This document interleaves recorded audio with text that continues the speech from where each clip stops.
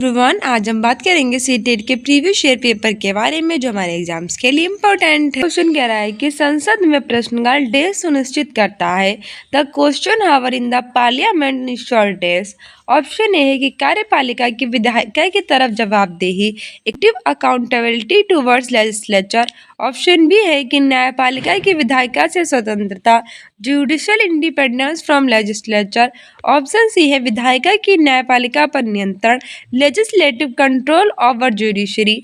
और option D है न्यायपालिका का विधायिका के साथ सहयोग, judicially cooperation with the legislature. सही आंसर इसमें हमारा हो जाएगा ऑप्शन ए कि संसद में जो प्रश्नकाल होता है वो कार्यपालिका की विधायिका की तरफ जवाबदेही जो होता है वो सुनिश्चित करता है। हमारी व्याख्या भी कह रही है कि संसद में प्रश्नकाल कार्यपालिका की विधायिका की तरफ जवाबदेही को सुनिश्चित करता है। सामान्यतः लोकसभा की बैठक का पहला घंटा जो होता है वो किसके लिए होता है? प्रश्नकाल के लिए। ठीक है, लोकसभा का जो फर्स्ट आवर होता है वो किसके लिए होता है? प्रश्नकाल के होता है। ठीक है, और इसे हम प्रश्न आवर यानी प्रश्नकाल भी कहते हैं। इसमें प्रश्न 4 प्रकार के होते हैं: तारांकित, अंतरांकित, अल्प सूचना प्रश्न और गैर सरकारी सदस्यों से पूछे गए प्रश्न। तो आपसे पूछ लेगा कि प्रश्नकाल कार्यपालिका की विधायिका की तरफ जवाबदेही होता है कि नहीं, तो कहना होता है। इसकी लोकसभा की बैठक का पहला घंटा किसके लिए होता है? प्रश्नों के लिए। उसे क्या कहते हैं? उसे प्रश्नकाल कहते हैं। प्रश्न कितने प्रकार के होते हैं? 4 प्रकार के। कौन कौन से? तारांकित, अंतरांकित, अल्प सूचना और गैर सरकारी पूछे गए प्रश्न। अगला क्वेश्चन कह रहा है कि निम्नलिखित में से क्या एक बाजार का प्रकार नहीं है? Which among the following is not a type of market. Option A है साप्ताहिक बाजार यानी कि वीकली मार्केट। ये तो होता है, आपने देखा भी होगा कि आप जहाँ भी रहते होंगे वहाँ एक वीकली मार्केट जरूर लगता होगा। आप कहते हैं क्या संडे वहाँ मार्केट लगी है तो आप वहाँ जाते होंगे, या फिर मंडे को लगता होगा, वेडनेसडे को, फ्राइडे को, जो भी मतलब होगा। तो सप्ताह में एक बार जब बाजार लगता होगा 7 दिनों में एक बार, तो उसे साप्ताहिक बाजार कहते हैं। ये तो होता है बाजार का प्रकार, होता देखा भी जाता है। दूसरा होता है शॉपिंग कॉम्प्लेक्स। ये भी बाजार का प्रकार होता है। आप शॉपिंग में जाकर कई सारे चीजें खरीद सकती हैं। तीसरा होता है दादन व्यवस्था यानी कि पुटिंग आउट सिस्टम। और चौथा होता है मॉल। तो मॉल भी होता है एक बाजार का प्रकार, लेकिन ये जो दादन व्यवस्था होता है ये नहीं होता है, आपने नहीं सुना होगा। तो ऑप्शन सी सही हो जाएगा। हमारी व्याख्या कह रही है कि दादन व्यवस्था बाजार का एक प्रकार नहीं है। ये घरेलू स्तर पर निर्मित वस्तुओं को खरीदने के लिए और बेचने की एक पुरानी प्रथा थी। ठीक है, दादन व्यवस्था क्या थी? ये घरेलू स्तर पर कोई भी चीज़ें होती थी वो खरीदी जाती थी या फिर बेची जाती थी, उनकी ये बहुत ही पुरानी प्रथा थी दादन व्यवस्था। ठीक है, बाजार का कोई प्रकार नहीं है। इसमें क्या किया जाता था कि जो व्यापारी होता था वो कच्चे माल की जो आपूर्ति था वो करता था। बाजार से प्राय होता है कि किसी क्षेत्र में उस व्यवस्था से जिसके द्वारा वस्तुओं के क्रय विक्रय के लिए क्रेता अथवा विक्रेता प्रत्यक्ष अथवा अप्रत्यक्ष रूप से संपर्क में आते हैं। साप्ताहिक बाजार, शॉपिंग कॉम्प्लेक्स और मॉल बाजार के प्रकार होते हैं। मतलब एक इंसान को अपनी जरूरत का सामान खरीदने के लिए कहीं जाता है और दूसरा व्यक्ति अपनी जो सामान है उसको बेचने के लिए कहीं पर जाता है। दोनों ही जगह इकट्ठा होते हैं। क्रेता जो होता है वो अपना सामान बेचता है, विक्रेता उसे खरीदता है, और यहाँ पैसों का होता है वो लेन देन या फिर चीज़ों का लेन देन किया जाता है। ठीक है, तो उसे क्या कहते हैं? बाजार। और ये साप्ताहिक बाजार होती है, शॉपिंग कॉम्प्लेक्स होता है, मॉल बाजार। लेकिन दादन व्यवस्था नहीं होती, क्योंकि दादन व्यवस्था एक पुरानी प्रथा थी वस्तुओं को खरीदने और बेचने की। ठीक है, अगला क्वेश्चन कह रहा है कि जीविकोपार्जन के लिए अपनाए गए दादन व्यवस्था के एक बुनकर को क्या नुकसान होता है? What is the disadvantage for a weaver in the putting out system of making a living. Option A है कि बुनकर को व्यापारी द्वारा कच्चा माल पहुंचाया जाता है। वीवर जी supplied the new material by the merchant. Option B है कि बुनकर को कपड़ा बाजार तक ले जाने का परिवहन लागत देना पड़ता है। Weaver has to bear the cost of transportation of cloths to market. Option C है कि बाजार में कपड़े के मूल्य पर बुनकर का कोई नियंत्रण नहीं होता और सारा मुनाफा व्यापारी का हो जाता है। Weaver has no control over pricing of cloths in market and the merchant walks away with the profit. Option D है कि बुनकर को सूत काट कर कपड़ा बुनने का काम घर से करना होता है। Weaver has to work from his her home in weaving the yarn into cloth. सही आंसर हो जाएगा ऑप्शन सी के बाजार में कपड़े के मूल्य पर बुनकर को कोई नियंत्रण नहीं होता है और सारा मुनाफा किसको होता है? व्यापारी का हो जाता है। ठीक है, हमारी व्याख्या कह रही है कि जीविकोपार्जन यानी जीवन को जीने के लिए अपनाई गई जो दादन व्यवस्था थी, उसका एक बुनकर का बाजार में कपड़े के मूल्य पर कोई नियंत्रण नहीं होता था। सारा मुनाफा किसका होता था? व्यापारी का। इस व्यवस्था में बुनकर के पास यानी जो बुनकर था उसके पास ये जानने का कोई साधन नहीं है कि किसके लिए कपड़ा बना रहे हैं और वे किस कीमत पर बेचा जाएगा। यानी कि दादन व्यवस्था एक ऐसी व्यवस्था थी जिसमें जो बुनकर था उस पर किसी प्रकार का कोई नियंत्रण नहीं था। वो ये नहीं जानता था कि उसका कपड़ा किस लिए बनाया जा रहा है और वो किस कीमत पर बेचा जाएगा। इस तरह से बाजार का झुकाव व्यापारियों के हित में होता था और व्यापारी जो था वो अपनी मनचाही कीमत पर इसे लेता था, यानी कि व्यापारियों का इस पर एक अधिकार था। भारत के अनेक क्षेत्रों में कपड़ा बुनाई के उद्योग से व्यवस्था जो थी प्रचलित थी, जो कि बहुत ही ज्यादा गलत थी। अगला क्वेश्चन कह रहा है कि रोजा पार्क्स के बस में एक श्वेत पुरुष के लिए अपनी सीट देने से इनकार किया। यह आधुनिक इतिहास में किस बड़े आंदोलन की शुरुआत थी? Rosa Parks refused to give up her seat to a white man in a bus. This was a commencement of which great movement in modern history. हुआ क्या था कि रोजा पार्क्स में एक बस थी, उसमें जो श्वेत यानी सफेद व्यक्ति यानी कि जो इंग्लिश थे, इंग्लिश में हम कह सकते हैं श्वेत पुरुष का, उसे अपनी सीट देने से क्या कर दिया? इनकार कर दिया था। तो ये इतिहास में कौन से आंदोलन की तरफ शुरुआत थी? ऑप्शन ए कि संयुक्त राज्य अमेरिका का नागरिक अधिकार आंदोलन, civil rights movement in United States of America.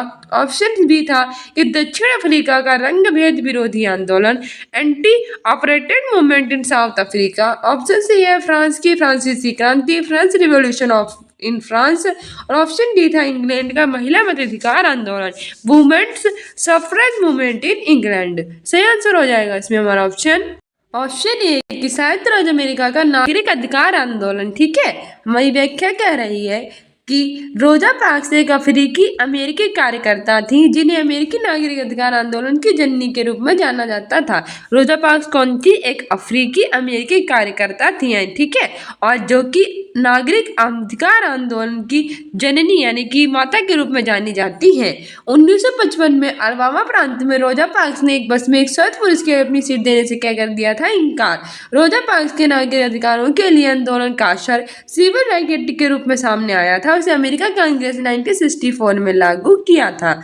अगला क्वेश्चन है कि व्हाट आर आंगनवाड़ी यानी आंगनवाड़ी क्या है? ऑप्शन ए है कि महिला संरक्षण गृह है, वुमेन प्रोटेक्शन होम्स है। ऑप्शन बी है बाल गृह है, चाइल्ड शेयर सेंटर्स है। ऑप्शन सी है मिड डे मील केंद्र है, मिड डे मील सेंटर्स है। और ऑप्शन डी है वृद्धाश्रम यानी ओल्ड एज होम्स हैं। सही आंसर हो जाएगा ऑप्शन बी बाल गृह यानी कि चाइल्ड केयर सेंटर जो है वो आंगनवाड़ी है। हमारी व्याख्या भी कह रही है कि आंगनवाड़ी जो होता है वो एक बाल गृह होता है। आंगनवाड़ी राज्यों अथवा केंद्र शासित प्रदेशों द्वारा कार्यान्वित एक केंद्र प्रायोजित योजना होती है। आंगनवाड़ी किसके द्वारा? केंद्र शासित प्रदेशों और राज्यों में एक केंद्र प्रायोजित योजना होती है और ये बाल गृह होता है। इसमें क्या किया जाता है कि जो बच्चे होते हैं और उनकी माताएं होती हैं उनका ध्यान रखा जाता है। जिसमें मतलब कोई बच्चा होने वाला होता है तो उन्हें पौष्टिक आहार प्रदान किया जाता है, दलिया वगैरह दी जाती है, घी दिया जाता है, दूध दिया जाता है, जिससे वो स्वस्थ रह सकें और अच्छा बच्चा यानी कि स्वस्थ बच्चा जो होते हैं पैदा हो सके। और उसके बाद जो बच्चे होते हैं उनकी शिक्षा का भी अच्छे से प्रबंध किया जाता है, मतलब उन्हें किताबें दी जाती हैं। ठीक है, जो भारत में ग्रामीण बच्चों और मातृ देखभाल के रूप में कार्य करती है, क्या करती है? गांव के बच्चे होती हैं, उनकी माता होती है, उनकी देखभाल के केंद्र के रूप में कार्य करती हैं। एक कार्यक्रम के तौर पर इसकी शुरुआत कब की गई थी? 1975 में, और बाल कुपोषण की समस्या से निपटने के लिए की गई थी। बच्चों को काफी बाल कुपोषण की समस्या आई थी, इससे निपटने के लिए इसकी शुरुआत आंगनबाड़ी के रूप में की गई थी। ठीक है, इसमें जो बच्चा होता है उसका ध्यान रखा जाता है। अगला क्वेश्चन कह रहा है कि किसी नागरिक के मौलिक अधिकारों का हनन होने पर उसके द्वारा न्यायालय में जाने का अधिकार निम्नलिखित में से कौन सुनिश्चित करता है? The right to move Rights in case a citizen's fundamental rights are violated has been established by which of the following? Option A है शोषण के विरुद्ध अधिकार, राइट अगेंस्ट एक्सप्लॉयटेशन, और उपचार का अधिकार, right to constitutional remedies. Option C है जीवन का अधिकार यानी राइट टू लाइफ। और ऑप्शन डी है व्यक्तिगत स्वतंत्रता का अधिकार, राइट टू पर्सनल लाइबिलिटीज। तो बताइए इसमें से कौन सा न्यायालय में जाने का अधिकार सुनिश्चित करता है? तो सही आंसर हो जाएगा हमारा ऑप्शन बी, संवैधानिक उपचारों का अधिकार अधिकार ये हमारे आर्टिकल 32 में है और ये न्यायालय में जाने का जो अधिकार है वो सुनिश्चित करता है। और उसको डॉक्टर भीमराव अम्बेडकर ने संवैधानिक उपचारों के अधिकार को क्या माना था? संविधान की आत्मा। शोषण का विरुद्ध आर्टिकल 23 और 24 में है। जीवन जीने का अधिकार 21 में है। ये कह रही है कि भारतीय संविधान का आर्टिकल 32 जिसे संवैधानिक उपचारों का अधिकार कहते हैं, ये किसी न्यायालय के जो मौलिक अधिकार होते हैं उनका हनन होने पर उसके द्वारा न्यायालय में जाने के अधिकार को क्या करता है? सुनिश्चित। डॉक्टर भीमराव अम्बेडकर ने इस अधिकार को क्या कहा था? संविधान की आत्मा कहा था। ठीक है, और पीछे पूछा गया था कि डॉक्टर भीमराव अम्बेडकर किस जाति से संबंधित थे? तो महर जाति से। और किस धर्म को अपना लिया था? तो लास्ट में बौद्ध धर्म को अपना लिया था।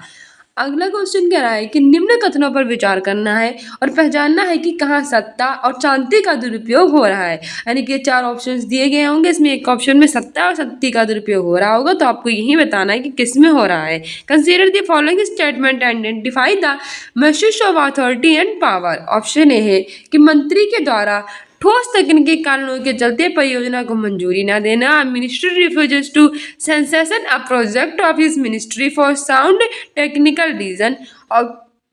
ऑप्शन बी कह रहा है कि उच्च अधिकारी द्वारा पुलिस स्टेशन में फोन करके रिश्तेदार के खिलाफ शिकायत दर्ज न करने के लिए कहना। A senior officer calling the police station to ask them not to register a complaint against a relative. Option C है कि कक्षा के मॉनिटर के द्वारा एक गरीब छात्र पर झूठा आरोप लगाना। Causing a poor student in a class by the teacher monitor.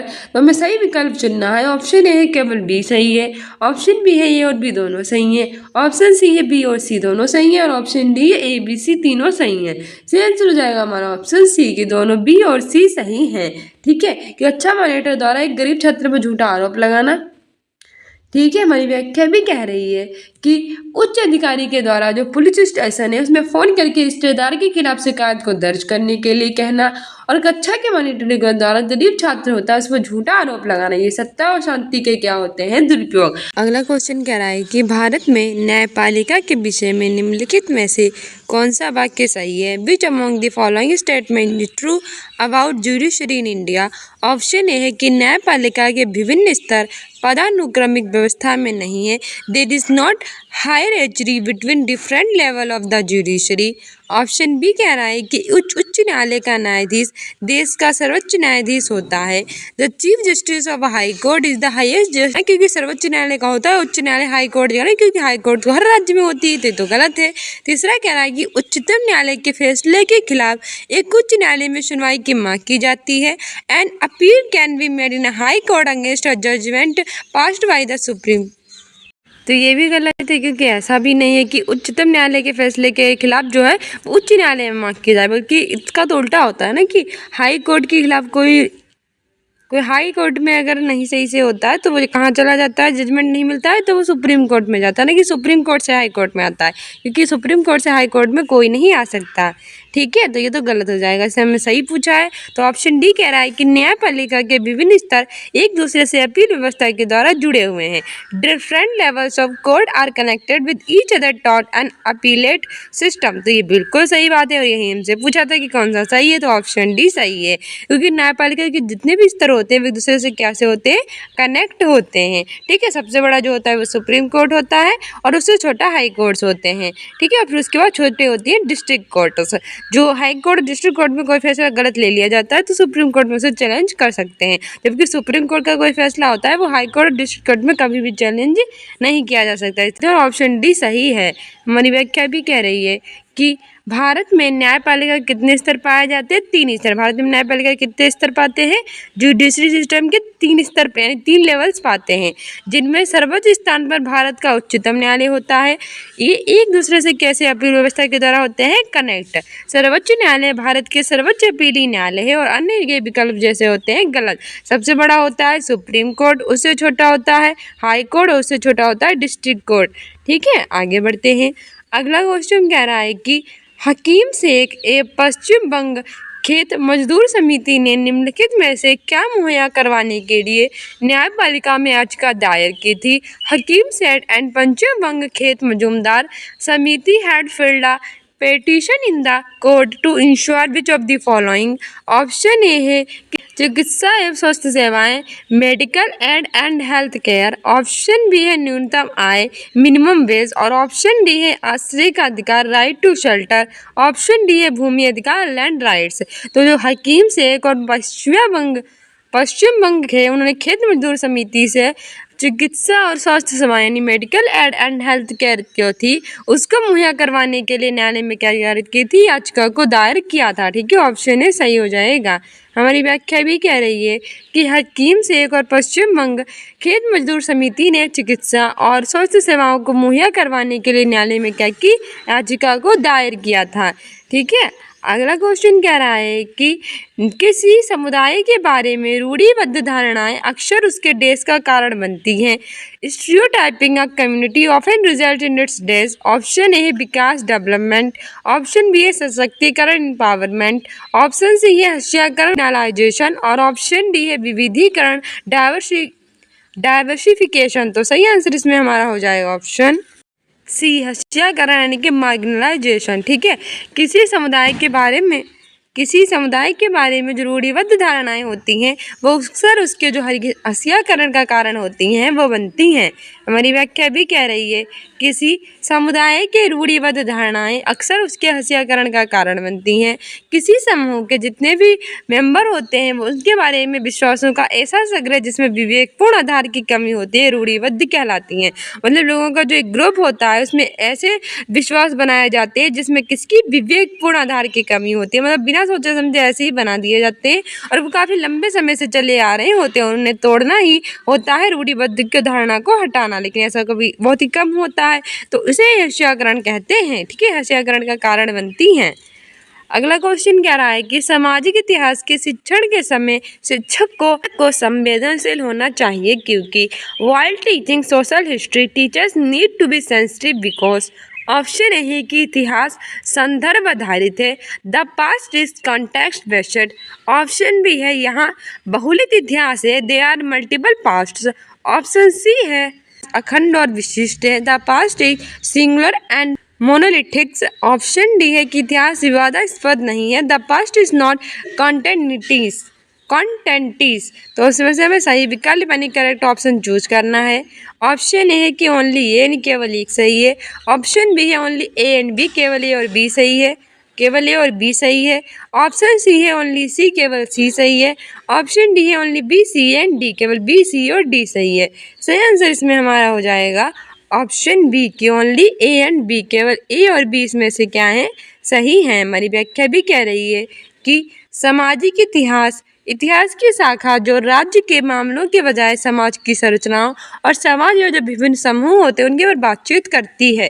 क्या होता है कि जो सोशल हिस्ट्री होती है वो हिस्ट्री की बवाली मंच होती है जो कि राज्य के बजाय जो समाज की संरचनाएं और समाज में विभिन्न अलग अलग ग्रुप्स हैं उन पर जो टॉक्स होती है वो करती है। समाज के इतिहास के शिक्षण के समय शिक्षक को कैसा होना चाहिए, सेंसिटिव यानी कि संवेदनशील होना चाहिए क्योंकि सामाजिक इतिहास वर्तमान की जो घटनाएं हैं उनकी क्या करता है, व्याख्या करता है। इसीलिए उन मुद्दों को पहचान करना जो कि वर्तमान में कैसे हैं, प्रासंगिक है, उन उद्देश्यों में से एक होते हैं जिन्हें इतिहास पढ़ाने के दौरान क्या करना चाहिए, केंद्रित किया जाना चाहिए। ठीक है, इतिहास संदर्भ आधारित है या बहुलित इतिहास है। अगला क्वेश्चन कह रहा है कि प्राथमिक स्तर पर नागरिक शास्त्रीय पुस्तकों का नामकरण सामाजिक और राजनीतिक जीवन करने के पीछे बढ़ते प्रतिरोध की पृष्ठभूमि में शामिल किया गया था। What is the motive behind renaming civics at social and political life at upper primary level. Option A कह रहा है कि civics appeared in the Indian schools curriculum in the colonial period against the background of increasing resistance among Indian towards Raj। औपनिवेशिक काल में भारतीय स्कूली पाठ्यचर्या में नागरिक शास्त्र को ब्रिटिश राज के प्रति भारतीयों के बीच बढ़ते प्रतिरोध की पृष्ठभूमि में शामिल किया गया था। दूसरा कह रहा है कि social and political life draw it's learning experiences mostly from history and economics. सामाजिक और राजनीतिक जीवन अपने सीखने के अनुभवों को मुख्यतः इतिहास और अर्थशास्त्र से इकट्ठा करता है। ऑप्शन सी कह रहा है कि and political life is based on real life situations which was practical situation to teach concepts. सामाजिक और राजनीतिक जीवन वास्तविक जीवन की स्थितियों पर आधारित है जो प्रत्येक संकल्पना के लिए व्यवहारिक स्थितियों का प्रयोग करता है। तो पहला कह रहा है कि ओनली ए इज करेक्ट, केवल ए सही है। दूसरा कह रहा है कि only A and B are correct, A और बी दोनों सत्य हैं। तीसरा कह रहा है कि A and B C are correct, A और सी सत्य है। चौथा कह रहा है कि A B and C are correct, A B और सी तीनों सत्य है। सही आंसर हो जाएगा इसमें हमारा option C, A and C are correct, यानी कि ए और सी सही हैं। कह रहा है कि कौन सी शिक्षा शास्त्री रणनीति उच्च प्राथमिक स्तर के अधिगमकर्ताओं में अर्थ निकालने को प्रोत्साहित करेगी। Which pedagogical strategy would encourage meaning making in learners of upper primary stage. Option A है कि पाठ्य पुस्तक से परे जाकर बहुत सारी सूचनाएं प्रदान करना, giving a lot of information by going beyond the text book. Option B कह रहा है कि अधिगमकर्ता की कक्षा में अन्वेषण करने, चर्चा करने के लिए कहना, asking learners to explore and discuss in the classroom. Option C कह रहा है कि प्रत्येक गलत उत्तर के लिए दंड का प्रयोग, use punishment for every wrong answer. Option D कह रहा है कि समान और मानकीकृत किए हुए परीक्षणों का प्रयोग, use uniform and standardised test. सही आंसर हो जाएगा इसमें हमारा ऑप्शन बी के अधिगमकर्ता की कक्षा में अन्वेषण करने और चर्चा करने के लिए कहना। ठीक है, ये शिक्षा शास्त्री रणनीति उच्च प्राथमिक स्तर के अधिगमकर्ताओं में अर्थ निकालने को क्या करती है, प्रोत्साहित करती है, क्योंकि कक्षा में जब अन्वेषण एवं चर्चा करने के लिए उन्हें कहेंगे तो वो अच्छे से उसमें पार्टिसिपेट कर पाएंगे, जिससे कि उनका अच्छे से विकास हो पाएगा। हमारी व्याख्या कह रही है कि अधिगमकर्ताओं को कक्षा में अन्वेषण करने और चर्चा करने के लिए कहना शिक्षा शास्त्री रणनीति उच्च प्राथमिक स्तर के अधिगमकर्ताओं से अर्थ निकालने को क्या करेगी, प्रोत्साहित। सार्थक अधिगम में अर्थ निर्माण क्या होती है, एक महत्वपूर्ण प्रक्रिया होती है जिसका उद्देश्य होता है कि जो सीखने वाले हैं उनको मूल्यवान ज्ञान प्रदान कर सके और वैचारिक समझ के माध्यम से उन्हें सिखा सके। साथ ही बच्चों में अर्थ निर्माण को बढ़ावा देने के लिए अन्वेषण और चर्चा जो होती है वो सबसे अच्छी रणनीति होती है। अर्थ निर्माण मतलब उसने अगर कुछ नहीं समझ में आ रहा है तो वो अच्छे से पूछ सके, उसके बारे में दोनों पार्टिसिपेट कर, इससे बारे में स्टूडेंट्स और टीचर दोनों क्या कर सकते हैं, एक दूसरे से विचार विमर्श कर सकें। ठीक है, ये अवलोकन करने के लिए अन्वेषण, विश्लेषण, चर्चा, निष्कर्ष आदि ऐसे विभिन्न शिक्षा विशेषताओं के द्वारा सुगम है। अर्थ निर्माण बच्चों को पहले से मौजूद जो जानकारी होती है उसके साथ वर्तमान जानकारी से संबंधित करने और संपूर्ण अवधारणा की समझ बनाने में क्या करती है, मदद करती है। अगला क्वेश्चन कह रहा है कि इतिहास की कक्षा में देशभक्ति को श्रेष्ठ रूप से विकसित किया जा सकता है। Patriotism can be best developed in history classroom by. Option A है कि प्रत्येक कक्षा से पहले राष्ट्रगान को गाना अनिवार्य बनाने के द्वारा, making it compulsory to sing the national anthem before every class. तो ये तो गलत हो जाएगा। हमारा राष्ट्रगान जो है वो जनगण मन है और ये ज़रूरी नहीं है कि हम राष्ट्रगान गा के अपनी देशभक्ति को प्रूव कर सकते हैं, ये तो सही नहीं है, क्योंकि ये एक अच्छा होता है, इसको सब लोग खड़े होकर गाते हैं और 52 सेकेंड तक गाया जाता है। ठीक है, और इसे रविंद्रनाथ टैगोर ने लिखा था। ठीक है, हम ऐसा करके देशभक्ति को नहीं साबित कर सकते हैं। दूसरा कह रहा है कि देश और देशवासियों के लिए उत्तरदायित्व और संबंध होने की भावना को विकसित करने के लिए गतिविधियों द्वारा, having activities to develop a sense of belonging and responsibilities to the nation and its people. हाँ, ऐसा कर सकते हैं, लेकिन आगे भी देख लेते हैं। अगला हमारा ऑप्शन कह रहा है कि, लेकिन बाकी ऑप्शंस भी देख लेते हैं। अगला कह रहा है कि सभी सामाजिक धार्मिकों के प्रयासों के बिना उनके विचारों को कोई जांच किए हुए प्रशंसा करना, praising the efforts of all the socio religious information without subjecting them to any inquiry. कितना गलत ऑप्शन है, ऐसा कभी नहीं करना चाहिए कि हम उनकी प्रशंसा करें बिना किसी प्रयास के जांचे, तो बहुत गलत हो जाएगा ना। और चौथा कह रहा है कि बिना सामाजिक संदर्भ बताए स्वर्णिम प्राचीन इतिहास पर व्याख्यान देना, giving lecture on golden ancient past without talking about the social context. यानी कि हम संदर्भ ना बताएं और लगातार क्या देते रहें, अपने इतिहास पर व्याख्या देते रहें, प्राचीन स्वर्णिम इतिहास पर। ऐसा करना भी मूर्खता ही होगी।